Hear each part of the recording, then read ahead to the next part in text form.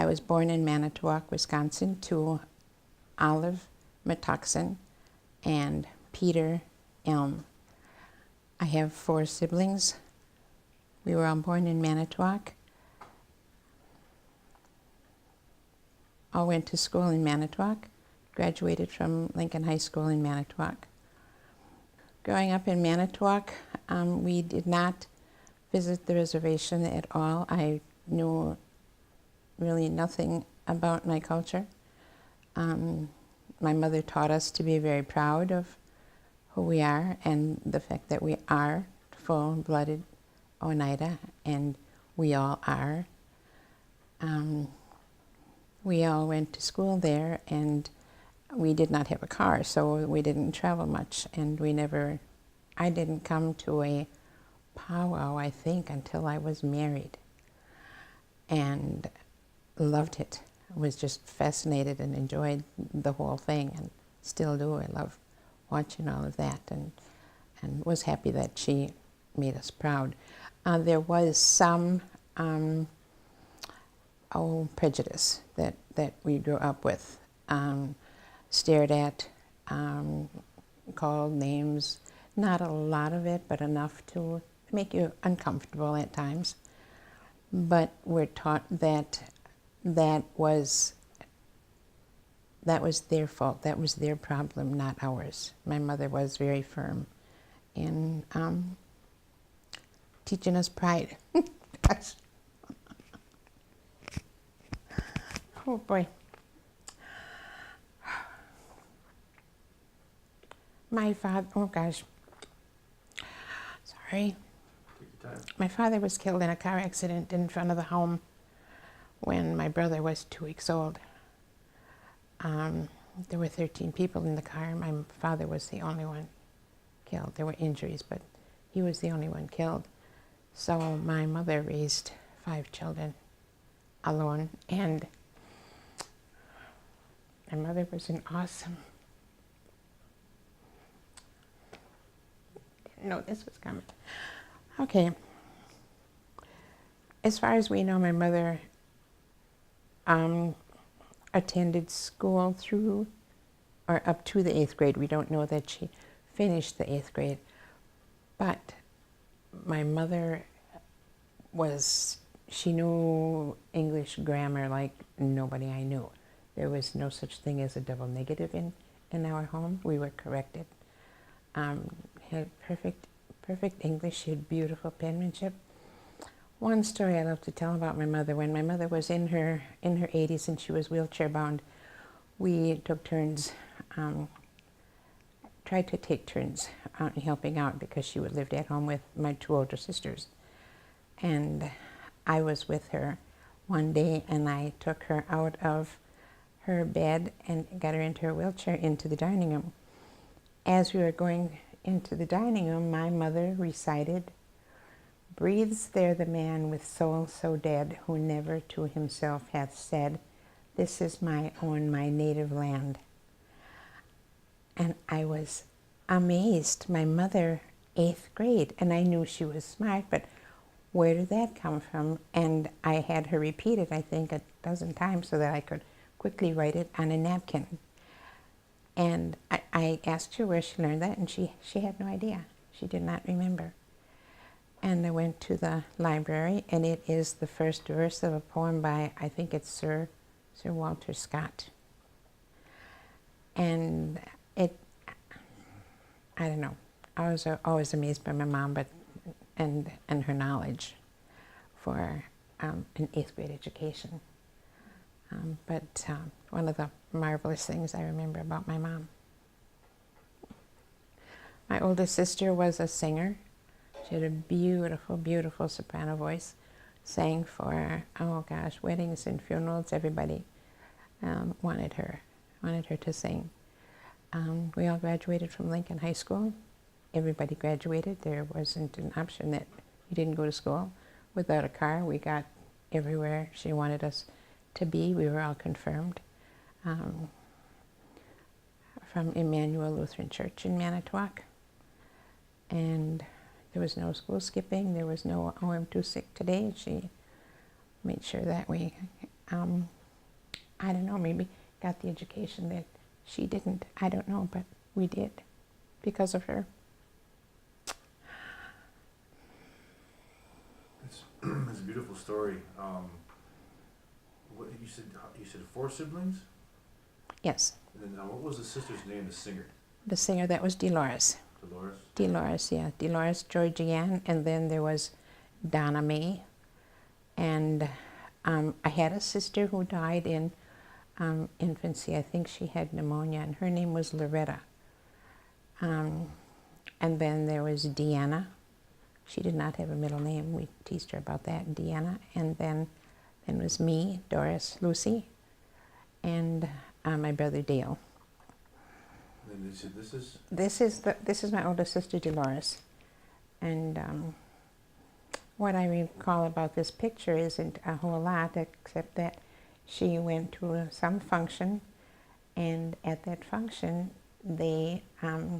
she volunteered, or they picked her out, I really don't know, and she was named an honorary member of this tribe, and she holds a document that verifies that, but unfortunately we don't have that document, just this beautiful picture.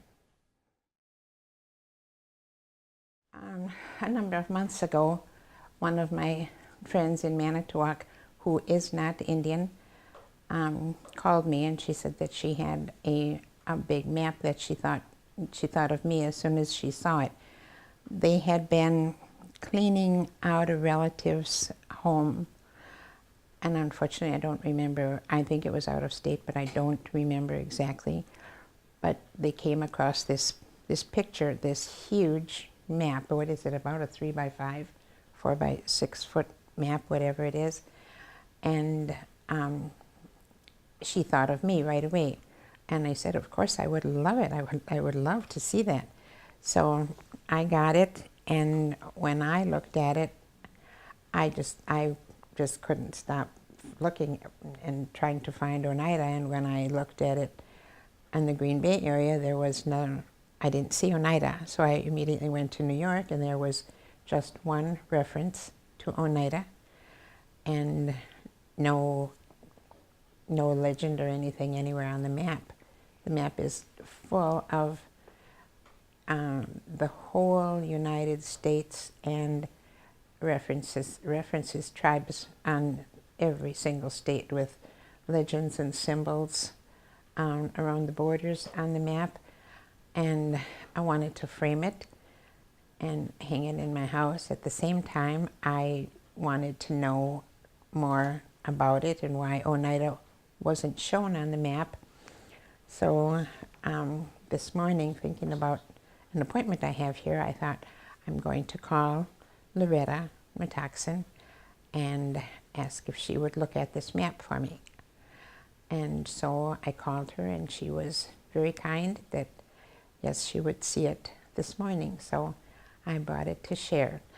When we spoke on the phone, she asked me what I wanted to do with the map. And my first thought was, I really should give it to her, but I don't know that I can part with it right now. But I did want to share it. And so that's why when she very generously agreed to see me and look at my map, I was very happy to share it.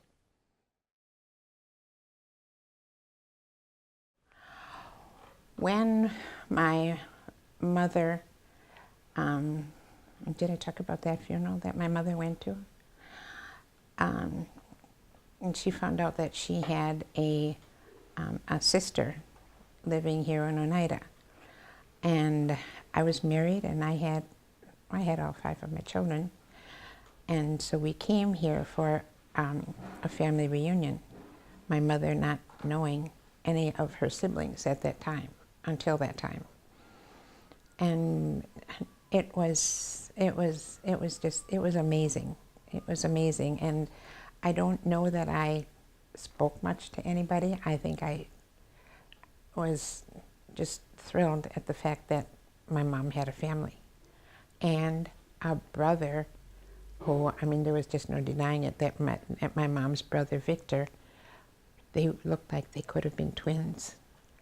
And so to find out that my mom had family after not knowing that she did was amazing. And then we met her other sister, Trudell, here.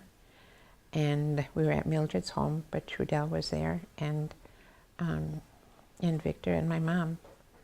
And I am thrilled that with the whole thing. I love coming here to the powwows. I enjoy them. I enjoy the GTC meetings. I hear sometimes I hear criticisms about things, and I have a problem with people who criticize, especially if they don't live here. I don't know how anybody can criticize what goes on when you are not part of the equation. So I listen, and I hope to learn. I try to understand, but I don't know. I love it. I saw a paper one time. I don't know if it was from the Golly Sox, but I read something where a woman from Milwaukee had written, and I think it was about or before the time when that $10,000 per capita was paid, and she wrote something in an article, and she said, her comment was something to the effect of, "What are those people doing with my money?" And goodness, did that rub me the wrong way, because I thought those are her people. And what I don't understand that. I don't understand that frame of mind.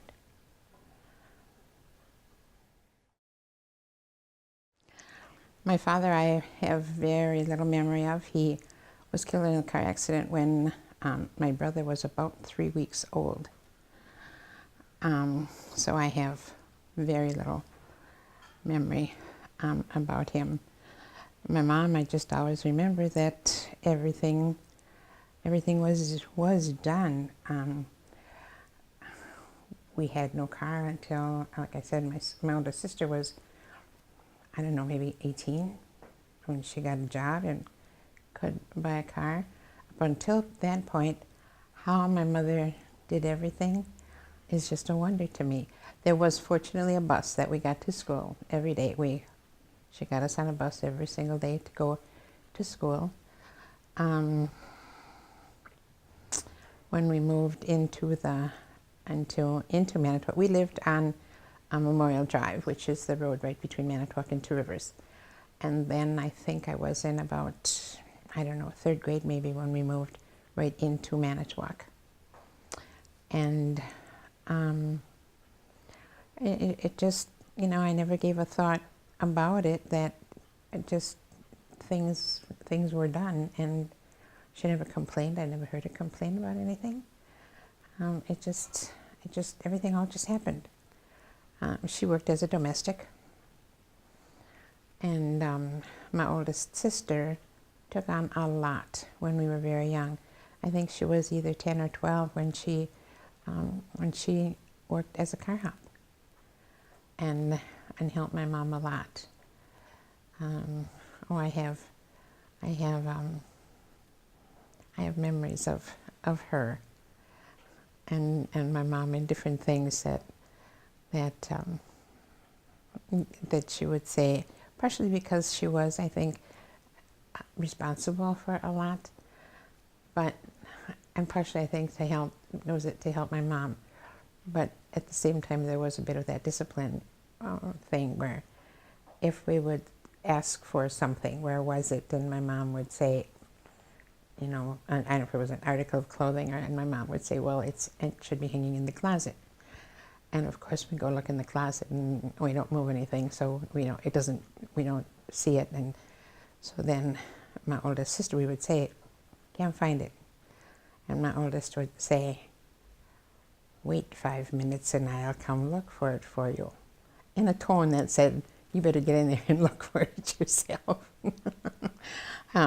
Or if it had teeth, it would bite you. Just things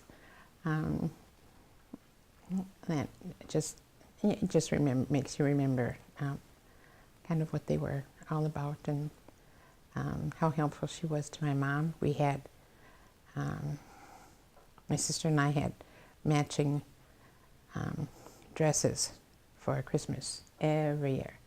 We knew we were going to be wearing the same thing for Christmas, and we did. We got to school every single day. We got on the bus and went to school. Like I said, we were all baptized and confirmed, and the three of us that married were all married in the same church. And it's just has been, like I told you before, just amazing that my mom took care of everything, being alone with 5 children. And I don't know how, but she did it all for us. She sounds like she was an amazing woman. She was. Would never say that herself, would never say that, but to us she was.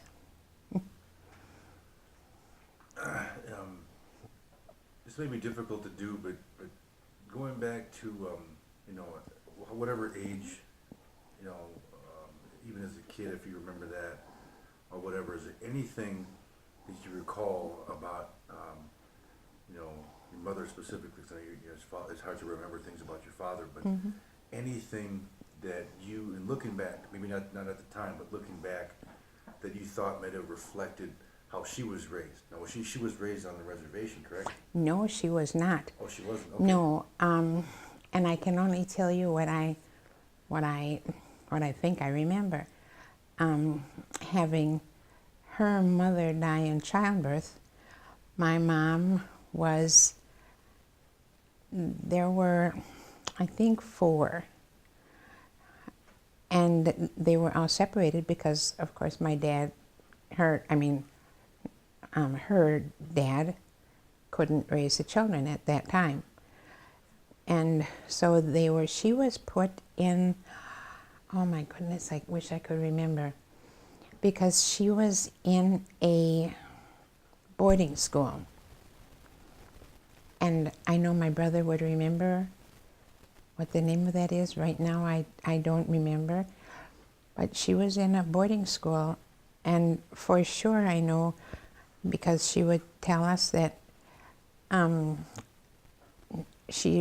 remember her telling us that she would say, "My name is Olive, 5 years old," and different stories about that boarding school. And then she couldn't always even get home for holidays at that boarding school because there was nowhere probably for her to go. I don't know where her dad was at that time. I'm not sure that she knew. But at Christmas and holidays, she spent at the boarding school. I can't imagine that now, having had children myself, and to have your children be alone. And I'm sure she wasn't. There were others there. But no family at holidays. So she, and when she left there, I'm not sure, because I don't know where she went to school. We know she spoke of 8th grade. Whether she finished, we don't know. We had a picture of her confirmation. I don't know where that was, where she was confirmed. But we had a big picture of her in a confirmation dress.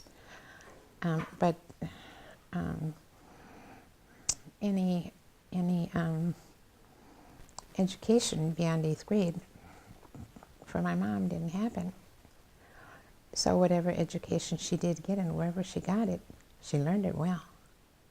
She spoke well, and she said, she had beautiful handwriting, and she kept everybody on their toes with, you spoke correctly.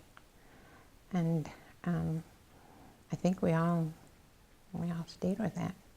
There's phrases and things that you learn when slang from people, but you better talk right when you're around my mom.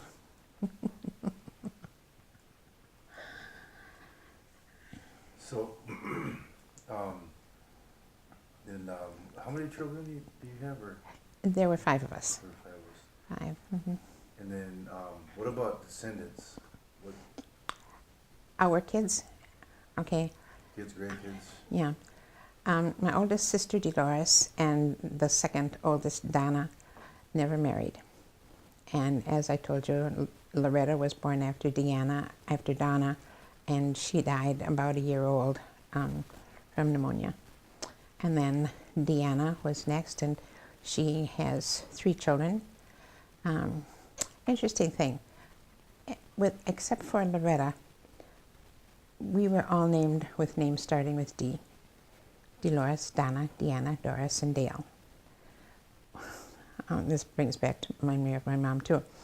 We also had 2 dogs, a boy dog and a girl dog. They were Duke and Duchess.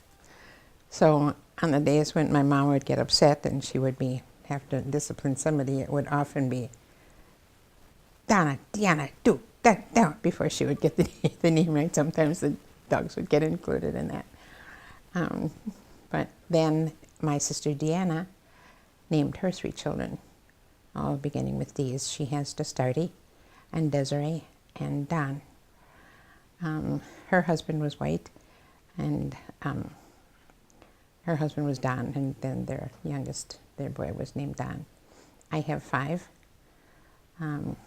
My oldest, Steve, and then Michael, Joy Lee, Gay Lynn, and my youngest, Lori. I have 5 grandchildren. My oldest is Faith Marie. She's 30 years old. She's not married. 27-year-old Carol Lynn. She is married, and she has my very first great-grandchild, little girl, Lillian May, who was just born on November 16. And then my 11-year-old, she just turned 11 in January, and that's my Olivia. And I couldn't be prouder of all 5 of these children, but Olivia is the most athletic in the family. She's 11. Her number 1 sport is tennis. She plays basketball. She dances. She plays baseball in the summertime, and she ice skates. She dances right now competitively, but that's wearing off. But she's really, really good in tennis. For an 11-year-old, she has played a 17-year-old. She didn't beat him, but she gave him a run for his money for a while. But her coach wants her to get that practice. And then I have a 11-year-old. Well, she'll be 11 in August. A granddaughter, Emily. She lives in Georgia, and that would be Joy's daughter, my oldest daughter's only child, and Emily. And she's the sweetest little Georgia peach. She is a gymnastic cheerleader, and she's 10, will be 11 in August, but she can do a backflip like you wouldn't believe. she's really, really, she's really good. They're all my pride. And then my only grandson is he'll be 7 in April, and that's Nicholas. And when he was about 4, there was some kind of show on TV, and it was called, something about Oh So Special, somebody or other. It was a, whatever they called those special agents. And I am told that he went to school after he had been watching this show, and the teacher asked him a question, and he had to do this. He had to talk in front of the class. And what is your name? And he introduced himself as Oh So Special Nicholas. So he is my Oh So Special Nicholas. He plays baseball. He's going to be 7, but when he was 4, I live in a ranch home, and he could hit that ball over the roof of my house.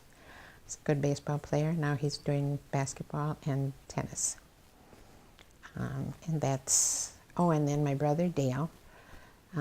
He's younger than I am, and he has 2 children. He has Jeffrey and Darcy. Jeff is not married. Darcy is married, and they have no children, either of those. So I think that's my family, our family. Beautiful. Oh, when I think of my mom, I think number one is be proud of who you are. Oh boy. And I guess be a good person. When I think of my mom and raising 5 children, there are no divorces. There are no issues with drugs or alcohol.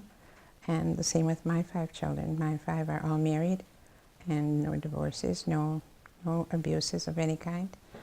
And I think that all came from her and what she believed in and what she passed on to all of us. Not to say that everybody is perfect. Nobody is perfect. Anybody hit a pothole in life, and things happen. But everybody is. They're all just good people, and you have to believe in God, number one. You have to believe in yourself, and you have to believe and have faith in the people and trust the people you surround yourself with. And I think that's what we've done. We've tried to do and not that we purposely emulate her, but I think it's what we learned from her and the type of woman that she was.